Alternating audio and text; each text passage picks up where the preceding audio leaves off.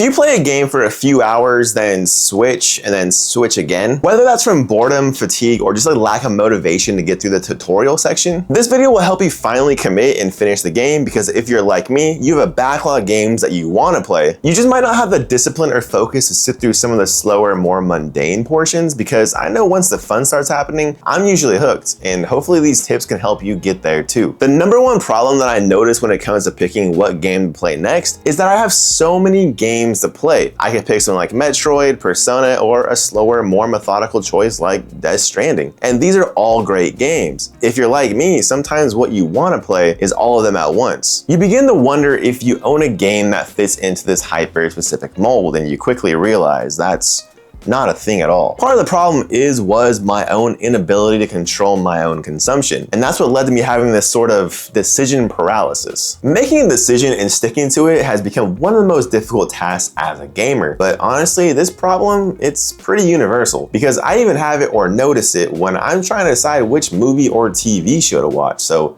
it's not just us gamers. It's not just decision paralysis though, it's also game fatigue. A lot of these games require so much time from us that even after 50+ hours, maybe the story's up and down, you're feeling a little burnt out without even realizing it. Maybe you're just trying to push your way through so you can see the end, which leads you to want to pick up or play another game, whether that's for a couple of hours or a couple of days. And then you quickly realize it's been a few weeks or months and you never went back to finish that game you spent so much time on. It doesn't matter if you were having a blast or just trying to finish it out. Coming back to a game after a while is always going to be a tough thing to do. Here's a general framework that I try and stick with when deciding what game I want to play next, and I just want to preface, these are not hard rules and they're meant to be flexible. It's a hobby after all and not a part-time job. Treating your hobby like a part-time job is going to lead to some sort of burnout, and it'll just start the whole cycle of decision paralysis over again. My number one rule is I try to avoid playing back-to-back games in a series. For example, if I'm playing Final Fantasy VII Remake, I'm not going to play Final Fantasy VII Rebirth right after. One reason, the game is hella long and will likely take a week or two for you to even clear, and that's me anticipating you playing for like a pretty good chunk of time. These could easily take a month or longer, especially if you work full time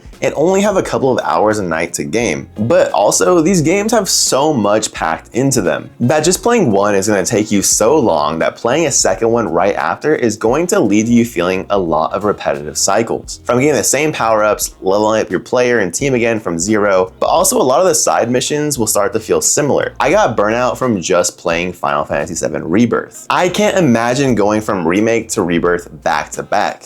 But like I said, these aren't hard rules. If you're playing a game series that's 10 hours or shorter like Resident Evil 2 and 3, this could be a bit more manageable, so it's flexible depending on the game. In this case, not only could it be manageable, but it could also lead to you feeling like you got a more fulfilling story. So just plan ahead and maybe look into seeing how long it's going to take you to roll credits before you start that new game. My second rule is when I'm playing a longer RPG or story game, I'll play something shorter afterwards, or even sometimes I'll just take a few days or weeks off of gaming to just chill out. A short palate cleanser or even break from gaming really helped me appreciate what I just experienced. Or even sometimes I'll just play a multiplayer game so I can chat with my friends. This leads to me having a more refreshed mindset before I hop into my next immersive experience. And there's also a lot of comfort games out there that you can just vibe with, whether that's something like FIFA, Animal Crossing, or Cult of the Lamb. Lately, my comfort game has been Hades 2. I don't know if you'd call that a comfort game. It's nice because I can listen to a podcast and just play for a few hours. Sure, there's like a story going on and I'll pay attention, but I'm mostly here for the gameplay. And it's just really easy to chill out and play this game and just go on run after run. One thing I noticed when I was playing a lot of PC games was that I was jumping from game to game and launcher to launcher all the time. My SSD is like 2 terabytes, so I always had like 10+ games installed. I found that I was playing an hour of Cyberpunk, an hour of 2 Arc Raiders, and then I'd cap off the night with Sons of the Forest building my base,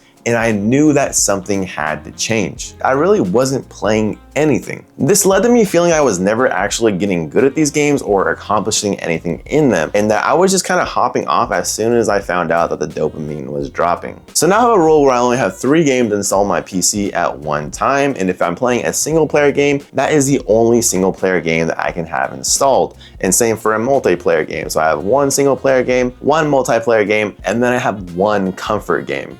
This forces me to either download a new game or just play the game that I have already installed. This is a bit harder to do on the PC than something like my Nintendo Switch 2. On the Nintendo Switch 2, it's a bit easier because I can just go ahead and put my device into sleep mode, and when I turn that device back on, it's going to load up in the same game that I suspended it in. So if I'm playing Metroid Prime 4 and I leave off in this little dungeon, then I can go ahead and go right back into that dungeon in a matter of seconds. But it's not what keeps me playing the game. It's that when I'm playing a new game, I'm also forcing myself to play at least 5 to 10 hours of that game before I can draw any conclusions. I can have certain feelings about that game, but regardless, I'm gonna stick with it because I feel like within 5 to 10 hours, it's gonna give me a pretty good impression of the game's mechanics. It's not the deepest, it's not the lightest, but a general good impression of that game. And I feel like 5 to 10 hours is a pretty good time frame because is there really gonna be a change at hour 10 to hour 15 and 20? I don't know, there could be, sometimes there is. But in my experience, I feel like most single player games, you have a general impression, a good impression or a bad one, within 10 hours. This also helps me get through some of the sloggiest portions of the game or like the tutorial experience, but I also understand from a new player onboarding experience why they are there. Just because I've been playing games since I was a kid doesn't mean everyone has been. And I know it's not the game's fault. This is one of my biggest tips because I just think it's really important to start thinking about this before you start finishing a bunch of games. And for me, it's really changed and evolved throughout the years. And that's what finishing a game means to you, whether that's just getting through the campaign on any difficulty or getting through the campaign and finishing all the side missions. Maybe you feel like you need to beat the game on all the difficulties and seeing every little nook and cranny in the game is a must. I used to think that you had to 100% a game, and then I started to feel like I really wasn't seeing the whole game and that I was just doing a bunch of checklists, and I realized that I was a lot happier just playing the game like a movie and just seeing the narrative and experiencing the story, and then maybe doing a few side missions here and there, but I didn't feel like I was just doing a checklist anymore. So I no longer feel like I need to see everything in the game, and that if I want to move on after the credits roll, I'm pretty confident in doing so and that I got my money's worth. So whatever finishing a game means to you, just try and define it for yourself, not anyone else, just for you. And also, if you start getting lost in a game, just embrace it, enjoy it, and move on when you're ready to move on. Having that mindset shift where you understand you don't have to finish everything really changed how I gamed for the better, and I just really started to feel like I got a lot more out of my games. Because I started to play them on my terms instead of like a checklist of all these things that I had to do in order to feel fulfilled. Some games I just want to play for the story, and some games I want to learn about the overall world and the whole mechanics. So in my opinion, it's really important to get that closure. Understanding how the game can serve you instead of feeling pressured to finish everything. I mean, at the end of the day, you're the person who bought the game. You should be the one who decides when it's okay to put the controller down. So if you made it this far, my challenge to you, if you're struggling to pick what game to play next, is just pick one game, either today or tomorrow or the next time you're on your platform of choice, and just commit to it, whether that's 5 to 10 hours or the entire story. And I'd love to know what game you choose in the comments below.